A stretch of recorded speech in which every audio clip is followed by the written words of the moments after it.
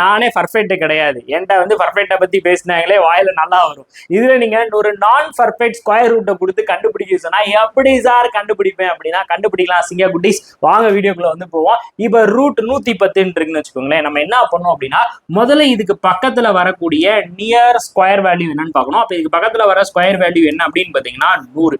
இப்போ அதுக்கப்புறம் நம்ம என்ன பண்ணுவோம், 100க்கு நீங்க வந்து ரூட் எடுத்தீங்க அப்படின்னா 10. அதுக்கப்புறம் இது என்னவா இருக்கு, அதிகமா இருக்குன்றதுனால நான் வந்து பிளஸ் போட்டுக்கிறேன். பிளஸ் எதுக்காக போடுறேன், அதிகமா இருக்கு அப்படின்றதுக்காக.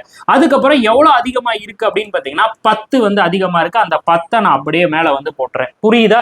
எவ்வளவு அதிகமா இருக்கு, 10 அதிகமா இருக்கு, அதை அப்படியே மேல போட்டுறேன். அதுக்கப்புறம் டிவைட்ல இங்க முன்னாடி இருக்கிற நம்பரை நான் அப்படியே டபுள் பண்ணிக்கிறேன். இப்போ 10 டபுள் பண்ணா எவ்வளவு அப்படின்னு பாத்தீங்கன்னா 20.